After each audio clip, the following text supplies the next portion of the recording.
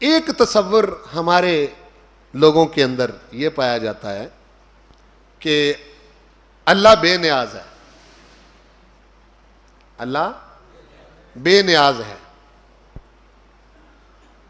جسے چاہے غالب کرے، جسے چاہے مغلوب کر دے، جسے چاہے فتح کر دے، جسے چاہے شکست دے دے، جسے چاہے عروج دے دے، جسے چاہے زوال دے دے، جسے چاہے تباہ کر دے، جسے چاہے فلاح اور کامیابی دے دے۔ یہ ایک تصور پایا جاتا ہے بے نیازی کا، یہ معنی لیا جاتا ہے۔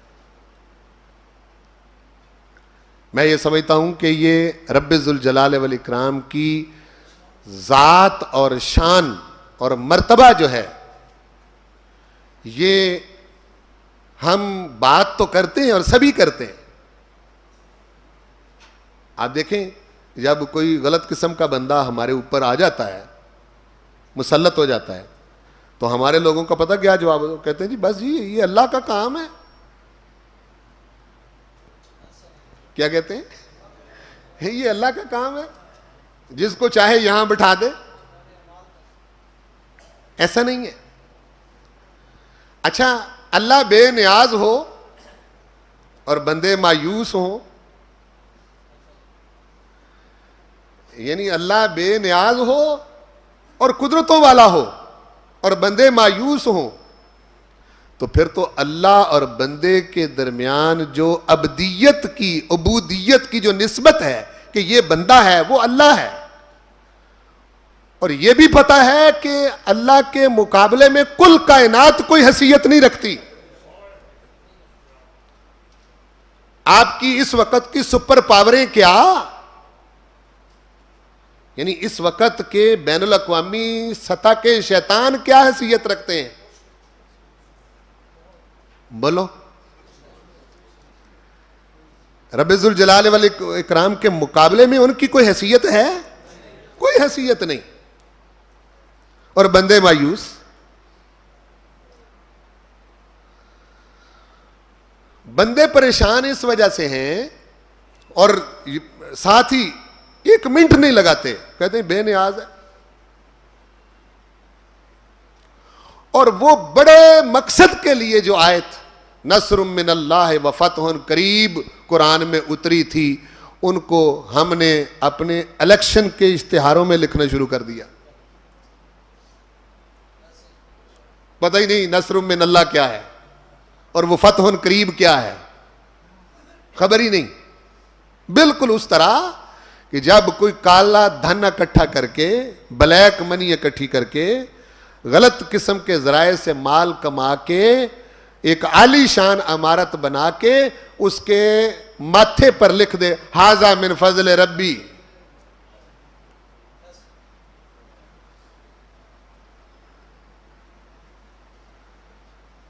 اور یہ جانا ہی نہیں کہ ھذا من فضل ربی قرآن میں کیوں آیا ہے۔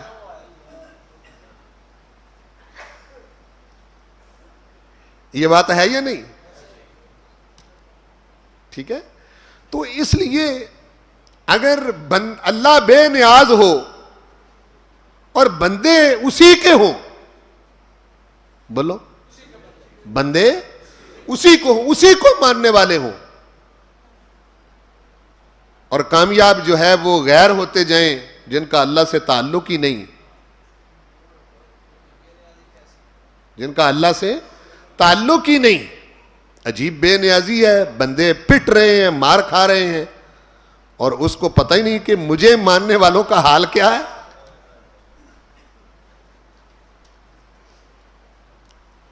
اصل بات کیا ہے؟ اصل بات یہ ہے کہ اپنی ناکامی اور اپنے زوال کے اسباب ان پر غور و فکر کر کے اپنی ناکامیوں کو دور کرنے کی بجائے ہم نے اللہ تعالیٰ کی شان صمدیت کو ہی داؤ پر لگا دیا۔ ناکام کیوں ہوئے؟ زوال کا شکار کیوں ہو گئے؟ برباد کیوں ہو گئے؟ اس پر غور و فکر کر کے اپنے زوال سے نکلنے کی بجائے اور اپنی ناکامیوں کو کامیابیوں میں بدلنے کی بجائے کچھ شرطیں تو ایمان والوں کے کامیاب ہونے کی بھی اللہ نے رکھی ہیں یا نہیں؟ کیوں جی؟ جی اس پر غور کرنے کی بجائے ہم نے پروردگار کی جو شان صمدیت ہے، شان صمدیت کا یہ مطلب ہوتا ہے کہ رب ذوالجلال والاکرام کی ذات پر کسی کا دباؤ نہیں چلتا. بے نیاز ہونے کا یہ مطلب ہے کہ کوئی اس پر روب نہیں ڈال سکتا، کوئی زبردستی اس سے اپنی بات منوا نہیں سکتا،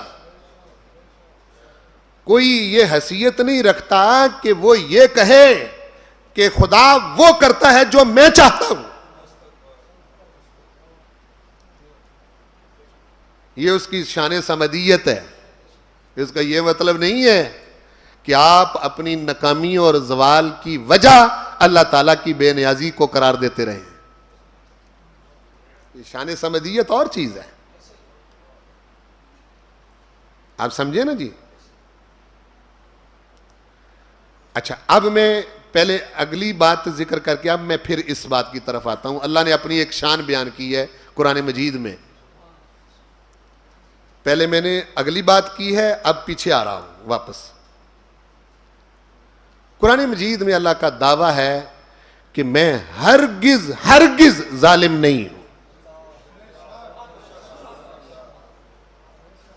یہ دعویٰ ہے پروردگار کا. عام طور پر ہم اسی غلط فہمی میں مبتلا ہیں، معاذ اللہ. اچھا، اس میں نے عنوان کے طور پر 3 قسم کی آیتیں بیان کی ہیں. یہ کل آیتیں جو آپ کے سامنے لکھی ہوئی ہیں یہ 7 ہیں. پھر نیچے حوالہ جات بھی ہیں اس کے، کہ اللہ تعالیٰ کا دعویٰ ہے کہ وہ ہرگز ظالم بلا وجہ کسی کو عروج دے دے، بغیر سبب کے کسی کو زوال میں مبتلا کر دے، بلا سبب کسی کو تباہ کر دے، بغیر کسی وجہ سے کسی کو کامیابیاں دے دے. یہ عدل و انصاف کے خلاف ہے. بولو، عدل و انصاف کے خلاف ہے. آپ ذرا میری طرف متوجہ ہوں، میں آپ کو کہاں کھڑا کر رہا ہوں قرآن مجید کے سامنے. یہ ظلم ہے کہ ٹھیک ہے جی، اب تم کو 2-4 سال 5 سال انجوائے کر چکے ہو، چلو تم پیچھے ہٹو، دوسرے کو عروج دے دے. یہ اس کی شان نہیں ہے. چلو اب تم پیچھے ہٹو، اگلے کو لے آؤ. جسے چاہے عروج دے دے، جسے چاہے زوال میں مبتلا کر دے، جسے چاہے ناکام کر دے، جسے چاہے کامیاب کر دے. مشکل سوال سمجھ آ گئی نا؟ دعویٰ یہ ہے پروردگار کا کہ گزرے ہوئے زمانے میں نہ میں نے کبھی ظلم کیا تھا، اس وقت جس وقت تم موجود ہو اس وقت بھی میں کسی پر ظلم نہیں کر رہا، اور آنے والے وقت میں تمہارے جنت و دوزخ میں پہنچنے تک میں کسی پر کھجور کی گٹلی کے اوپر جو ریشہ ہوتا ہے اتنا ظلم بھی نہیں کرتا.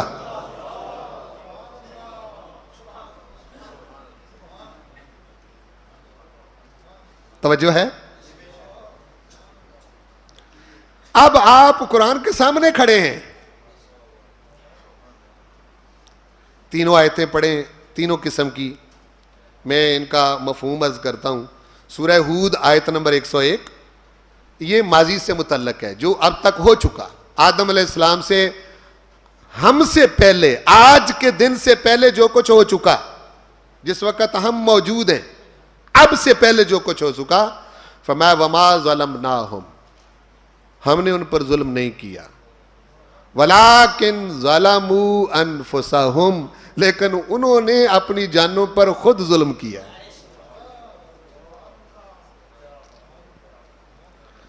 اب سے پہلے جو کچھ ہو چکا یہ اگر کوئی مومن ہو کر حضور پر ایمان لا کر قرآن کو نصاب سمجھ کر اللہ کو اپنا خدا سمجھ کر یہ تصور رکھتا ہے کہ معاذ اللہ خدا ظالم ہے، پھر ایمان کیسا؟ اس ایمان کا کیا مطلب ہے؟ دوسری آیت وما ظلمہم اللہ، اللہ نے ان پر ظلم نہیں کیا تھا، یہ گزشتہ کی بات ہے، ولیکن کانوا انفسہم یظلمون، یہ ماضی استمراری ہے کہ وہ خود اپنی جانوں پر ظلم کرتے رہے ہیں۔ اس سے پہلے کچھ لوگ کامیاب ہو گئے، بھئی مر تو سارے رہے ہیں، بولو مر تو سبھی رہے ہیں، اہل حق بھی اس دنیا سے جا رہے ہیں، اہل باطل بھی دنیا سے جا رہے ہیں۔ موت کو ذہن میں نہ رکھیں، یہ تو سبھی منتقل ہو رہے ہیں۔ موت سے پہلے جو وقت دیا گیا اس وقت کے اندر دعویٰ پروردگار کا یہ ہے کہ میں نے جس وقت تم قرآن پڑھ رہے ہو اے لوگو، جس وقت تمہارے سامنے ہے، تمہارے ہاتھوں میں ہے، اس وقت سے پہلے، اس وقت سے لے کے آدم علیہ السلام تک میں نے کسی پر ظلم کیا ہی نہیں۔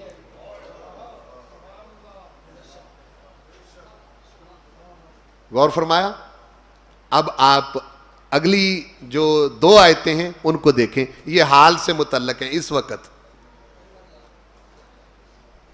یہ ماضی سے متعلق نہیں۔ ان اللہ لا یظلم الناس شیئا، بے شک اللہ انسانوں پر ایک شے، ایک ذرے کے برابر بھی ظلم کرتا ہی نہیں۔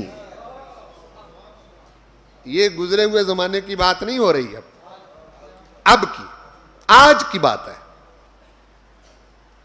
وَلَٰكِنَّ النَّاسَ أَنفُسَهُمْ يَظْلِمُونَ، ہاں انسان اپنی جانوں پر ظلم کر رہے ہیں۔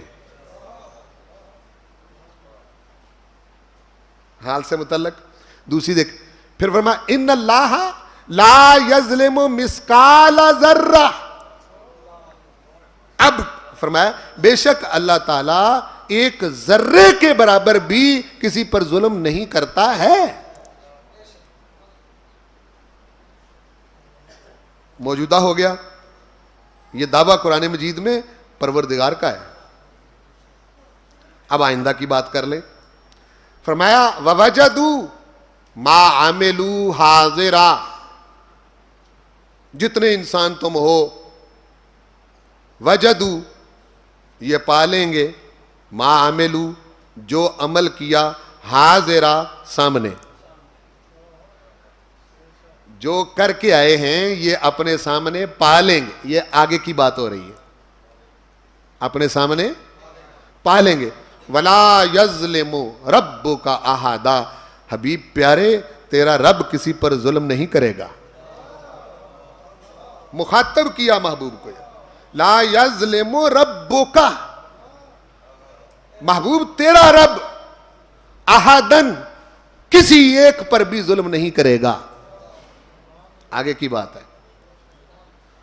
پھر فرمایا کل متاع الدنیا قلیل، حبیب فرما دو دنیا کا یہ ساز و سامان جو کچھ تمہیں نظر آ رہا ہے، یہ کل دنیا کی متاع، اسباب زیست، جینے کے اسباب، سب کے سب قلیل، یہ قلیل ہیں۔ والآخرۃ خیر، اور آخرت بہتر ہے، لمن اتقی، اس شخص کے لیے جو متقی بن گیا، جو ولا تظلمون فتیلا،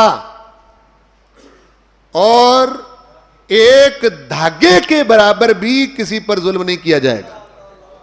دھاگا کیا چیز ہوتی ہے؟ اتنا بھی ظلم نہیں کیا جائے گا۔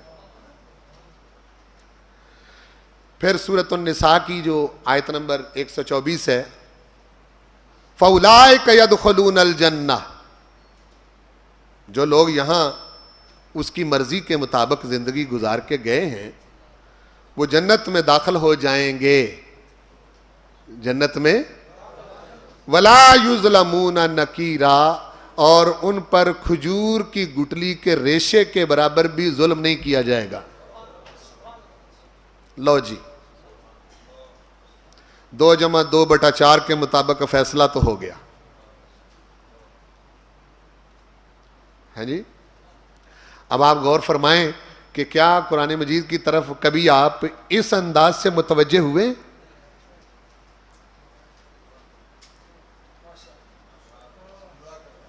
جی دعویٰ تو سمجھیں. وہ کہتے ہیں میں نے آج تک کسی پر ظلم کیے ہی نہیں، نہ کر رہا ہوں، نہ کروں گا. ہیں جی تو پھر کیا ہو رہا ہے؟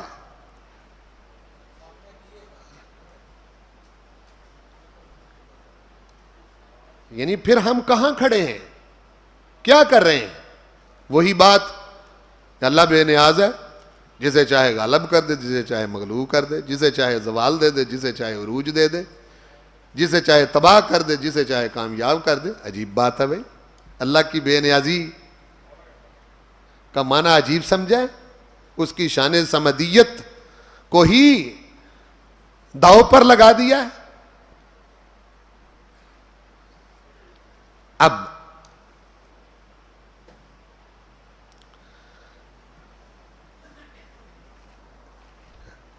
آخر میں یہ سوال پیدا ہوتا ہے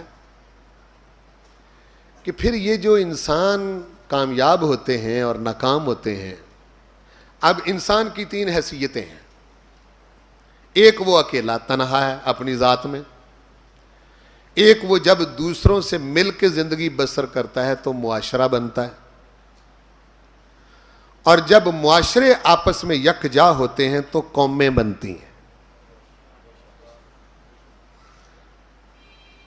جس کو فرد اور ملت اور امت کا تصور دیا جاتا ہے. امت ایک شخص نہیں ہوتا، امتی ایک آدمی ہوتا ہے. جب وہ تنہا ہوگا تو امتی ہوگا. ٹھیک ہے. ایک شخص جب انفرادی طور پر اکیلا آدمی بھی کامیاب اور ناکام ہوتا ہے یا نہیں؟ ایک آدمی، یہ علیحدہ بات ہے کہ کامیابی کا تصور ہمارے ہاں کیا ہے، وہ ہم اس کو آگے جا کے لے رہے ہیں چونکہ یہ ٹاپک ہے اس میں. ٹھیک ہے کہ کامیابی کیا ہے، کس کو کہتے ہیں کامیابی؟ کیا قرآن مجید کامیابی کی کوئی صورت بتاتا ہے کہ کامیاب ہیں کون؟ ٹھیک ہے نا. اب یہ صورتحال ہے کہ انسان تنہا ناکام بھی ہوتا ہے، کامیاب بھی ہوتا ہے. اب مل کر جو معاشرے بنتے ہیں، فرض کریں آپ بہت سارے لوگ اکٹھے ہیں، آپس میں ریلیشن ہوتا ہے، خاندان ہیں، خاندانوں کا خاندانوں سے تعلق ہوتا ہے، عزیز رشتہ داریاں ہیں، دوستیاں ہیں، ریلیشنز ہیں، دکاندار ہے، گاہک ہے، اسی طرح استاد ہے اور شاگرد ہیں. یعنی یہ ریلیشن جو ہیں، یہ آپس کے تعلقات جب انسان مل جل کر زندگی بسر کرتے ہیں اس کو معاشرہ کہتے ہیں. کیا کہتے ہیں؟ معاشرہ. معاشرے جب ترقی کرتے ہیں تو قومیں بنتی ہیں. اب تنہا انسان ناکام بھی ہوتا ہے اور کامیاب بھی ہوتا ہے. جب کامیاب انسان اکٹھے ہو جائیں تو وہ معاشرہ مثالی بن جاتا ہے. ناکام انسان اکٹھے ہو جائیں تو وہ معاشرہ بے مقصد ہو جاتا ہے، جس کا کوئی مقصد نہیں رہتا. اور بے مقصد انسان اور بے مقصد معاشرے اس کائنات کے اندر زندہ رہنے کے لائق نہیں ہوتے. یہ فیصلہ ہے. وہ پہلی 3 آیتیں پڑھیں. زمین و آسمان کے اندر بے مقصد انسان بھی نہیں بچے گا اور بے مقصد معاشرے بھی نہیں بچیں گے اور بے مقصد قومیں بھی نہیں بچیں گی. یہ فیصلہ ہے. چاہے وقتی طور پر وہ کتنے کامیاب ہوں، وقتی طور پر آپ کچھ بھی سمجھ رہے ہوں اس کو، اور کتنے ہی کامیاب ہوں، آپ سمجھ رہے ہیں نا، یہ آپ کی سوچ ہے. پروردگار کے فیصلے 30 40 50 سالوں پر یا ایک صدی پر محیط نہیں ہوتے. سمجھ آئی نا؟ اچھا، انسان بھی ناکام ہوتا ہے، کامیاب بھی ہوتا ہے. معاشرے ناکام بھی ہوتے ہیں، کامیاب بھی ہوتے ہیں. قومیں ناکام بھی ہوتی ہیں اور کامیاب بھی ہوتی ہیں. اچھا، اب یہ کامیابی اور ناکامی، عروج اور زوال جو ہے، یہ اللہ کی بے نیازی سے مشروط کر دیں تو پھر تو زندگی کا مقصد ہی کوئی نہیں رہتا. پھر تو آپ مجبور محض ہیں. بس ٹھیک ہے، آپ آئے ہیں، رہے ہیں، اور اس کے بعد آپ بے ہتھل ہو کے بیٹھ گئے. ٹھیک ہے جی، جسے چاہے کامیاب کرے، جسے چاہے ناکام کرے. لیکن قرآن مجید اس کی نفی کرتا ہے. قرآن مجید اس کی بولو نفی کرتا ہے. وہ کہتا ہے نہیں، کامیابی اور ناکامی کہ اللہ تعالیٰ نے اس کائنات میں کچھ اصول اور قانون بنائے ہیں. یہ قرآن پاک بتاتا ہے. کوئی قانون ہے کہ جو اس قانون کے مطابق اس قانون کو سمجھ کے اپنے آپ کو کامیاب کرتا ہے وہ کامیاب ہو جاتا ہے، جو اس سے صرف نظر کر لیتا ہے وہ ناکام ہو جاتا ہے. اور قرآن مجید ان قانونوں میں سے باضابطہ باقاعدہ قرآن مجید کی آیات میں 3 قوانین پر بہت زور دیتا ہے. لینے کی کوشش کریں. وہ 3 قانون ہیں. ایک قانون وہ اٹل ہیں، وہ قانون اٹل ہیں، بدلتے نہیں. آدم علیہ السلام سے لے کے اب تک اور تا قیام قیامت، حتیٰ کہ تا دخول جنت و نار، وہ قانون بدلتے نہیں. وہ قانون رکھا ہوا ہے اس نے. اور یہ قرآن مجید ان قانونوں کا ذکر کرتا ہے. ایک قانون پوری کائنات میں اس کا جاری و ساری ہے، کائناتی سطح پر، پوری کائنات میں. وہ ہے قانون ربوبیت. وہ کیا ہے؟ قانون ربوبیت. رب ایک ہے اور وہ کائنات کے اندر جتنے بھی لوگ بستے ہیں یا جتنی بھی اس کی مخلوق ہے، جتنی بھی مخلوق ہے، رب کہتے کسے ہیں؟ پہلے یہ سمجھے. نہیں، یہ اس کا رب جو لفظ ہے، رب جو اسم ہے، اس کا معنی بیان کرنے کے لیے اردو زبان میں لفظ ہی کوئی نہیں.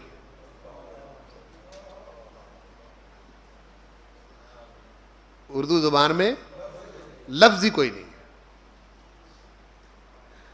یہ ترجمے والے ویسے ایسے ہی کہتے ہیں، رب العالمین، سارے جہانوں کو پالنے والا. رب کون ہے؟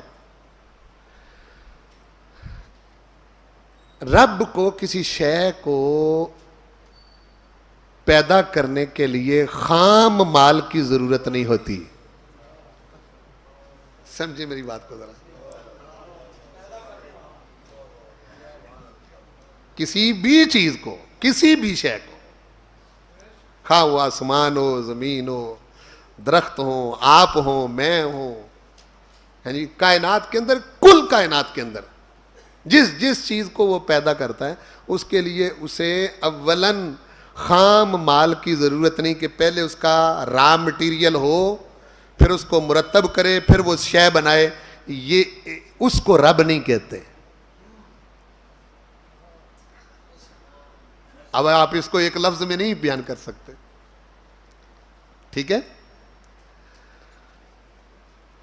اب دیکھو نا، آپ جب انسان پیدا ہوتا ہے، اس کا را مٹیریل باپ یا ماں کے وجود میں کون سا ہے ہی نہیں. ہے؟ بولو نا یار. یہ جب انسان پیدا ہوتا ہے یہ اس کو آنکھیں کہاں سے مل گئیں؟ اس کے کان کیسے بن گئے؟ ہاں جی توجہ ہے؟ آپ کی آنکھ کے پیچھے کون سا کارخانہ لگا ہوا ہے جو دیکھتا ہے کہ یہ سرخ ہے، یہ سبز ہے، یہ نارنجی ہے، یہ اس طرح کا ہے، رنگوں کے اندر جو فرق کرتا ہے، اس کے پیچھے کون سا کارخانہ ہے؟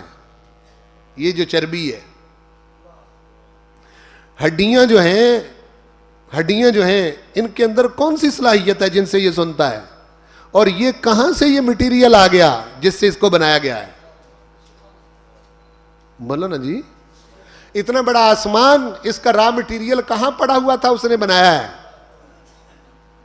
اتنی بڑی زمین جو بچھائی ہے، اس کا خام مال کہاں پڑا ہوا تھا جس کو مرتب کر کے زمین بنائی ہے؟ سمجھے؟ سب سے پہلے رب کی شان میں یہ چیز شامل ہے کہ اس کو کسی چیز کو خلق کرنے کے لیے را مٹیریل کی ضرورت نہیں ہوتی. اور جب وہ خلق کرتا ہے تو جو کچھ وہ بناتا ہے وہ کسی مقصد کے لیے بناتا ہے. بولو، کسی مقصد کے لیے بناتا ہے. اس چیز کو سٹیپ بائی سٹیپ اس کے مقصد تک لے جانے والے کو رب کہتے ہیں. اب ایک لفظ میں کہاں بیان ہوگا یہ؟ ہاں جی. جو مقصد ہے اس کا، جس مقصد کے لیے اس کو اس نے خلق کیا ہے، وہاں تک جو اس کو لے جانے والا ہے وہ رب ہے. قانون ربوبیت یہ ہے کہ ہر شے کو خلق کر کے مقصد کے قریب تر کرتے جانا، مقصد کے قریب تر کرتے جانا اور با مقصد بنا دینا.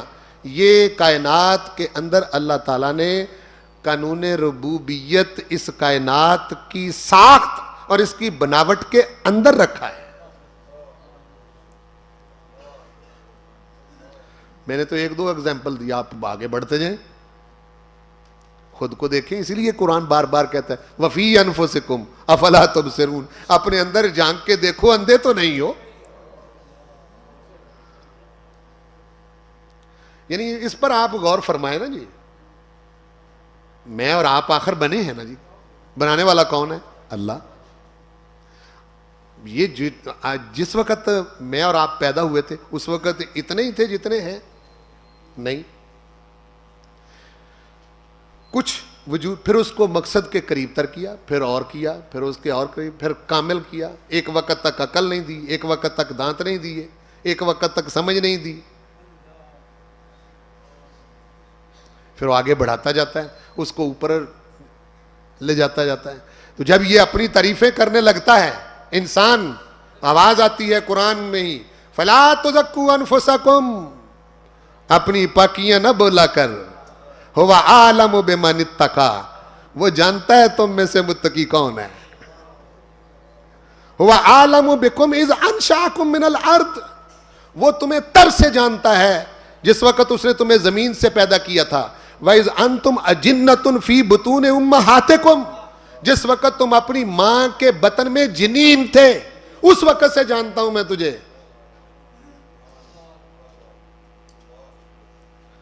اس لیے رب العالمین ہے، رب الانسان نہیں، رب السماوات نہیں، صرف رب الارض نہیں، رب الحیوانات نہیں، رب الجمادات نہیں، کل مخلوق کا رب ہے. کل مخلوق کا رب ہے. اور رب کی یہ شان ہے کہ وہ جو پیدا کرتا ہے اس کو مقصد کے قریب تر کرتا چلا جاتا ہے. یہ قانون اس کائنات کے اندر اللہ تعالیٰ نے اس کو بناتے ہوئے ہی رکھا تھا کہ تو مجھے مانے نہ مانے، تو میرا انکار کر یا اقرار کر، تو میری ہدایت پر عمل کر یا نہ کر، میں تجھے پالوں گا، میں تجھے پالوں گا. ہو سکتا ہے کسی وقت تجھے سمجھ آ جائے، اس وقت تک کہ کسی وقت تجھے سمجھ آ جائے کہ میں خود تو بن نہیں گیا، آخر کوئی ہے جس نے مجھے بنایا ہے۔ ایک قانون ربوبیت کی ہم کل وضاحت کریں گے۔ قرآن مجید کا ابھی میں نے صرف بتایا ہے کہ یہ قانون اس کائنات میں ہے، کل ہمارا ٹاپک قانون ربوبیت ہے، ٹھیک ہے؟ اس لیے میں نے اس کی تفصیل نہیں دی، وہ قرآن مجید کے اندر ہی ہے۔ دوسرا قانون اخلاقی سطح پر قانون سعادت و شقاوت ہے۔ بدبخت کون ہے اس دنیا میں، خوش بخت کون ہے اس دنیا میں، کامیاب کون ہے، ناکام کون ہے، اس کا بھی قانون بنایا ہے اللہ نے۔ تیسری سطح پر، تیسری تاریخی سطح پر قانون تضاد ہے۔ دو مخالف قوتیں شروع سے ہی ایک دوسرے کے مد مقابل کھڑی ہیں، قانون تضاد شروع سے ہی، اور یہ تا قیام قیامت چلے گا بھی، ٹھیک ہے؟ ایک قوت وہ ہے جو میری ہدایت کے مطابق چلتے ہیں،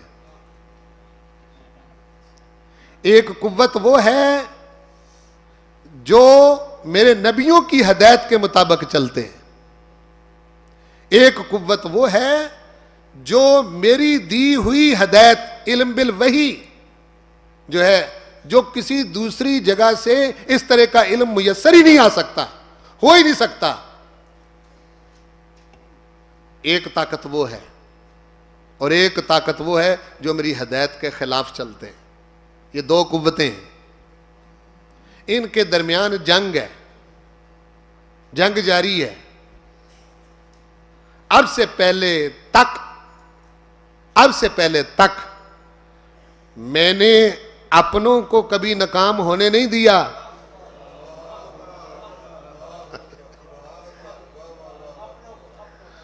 میں نے اپنوں کو کبھی ہونے نہیں دیا۔ پڑھو تاریخ ساری پچھلی،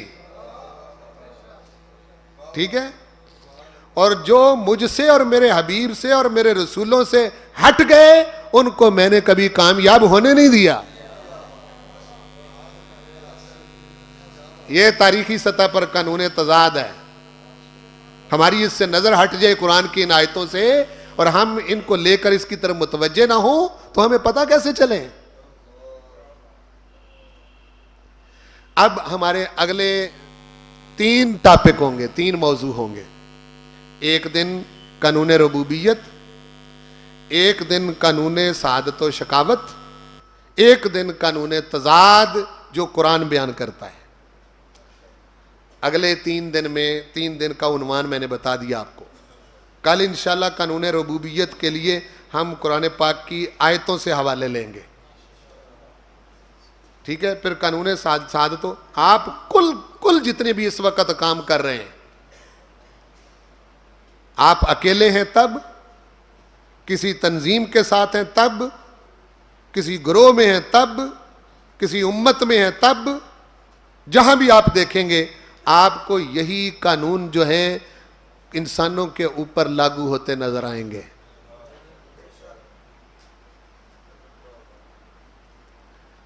آپ سمجھیں؟ یہ 3 چیزیں جو ہیں ان کو ہم انشاءاللہ العزیز کل پر، میں نے اس لیے کہا تھا کہ جو ایک درس مس کرے گا اس کو اگلی بات سمجھ نہیں آئے گی۔ اب مجھے یہاں تک لانے کے لیے کتنا وقت لگانا پڑا ہے۔ پہلی بات، کائنات بے مقصد نہیں، بولو،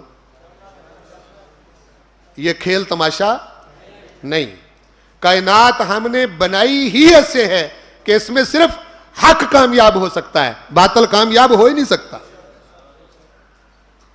اسی لیے تو پروردگار کہتا ہے یا معشر الجن والانس ان استطعتم ان تنفذوا من اقطار السماوات والارض فانفذوا لا تنفذون الا بسلطان فبأي آلاء ربكما تكذبان۔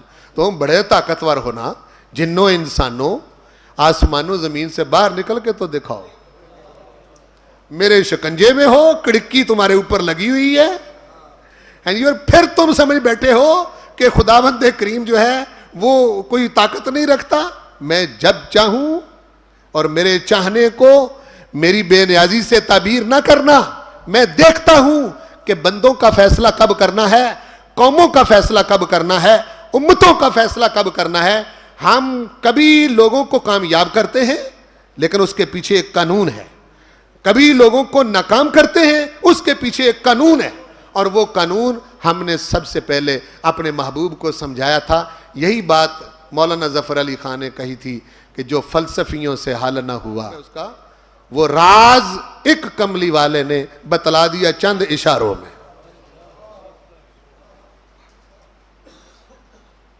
یہ وہ راز ہے جس کا ہم اگلے 3 دن میں انشاءاللہ ذکر کریں گے. اور جب آپ یہ تینوں قانون پڑھیں گے تو پھر آپ کو پتہ چلے گا ہم کہاں کھڑے ہیں اور رب ذوالجلال والاکرام ہمیں کہاں دیکھنا چاہتا ہے.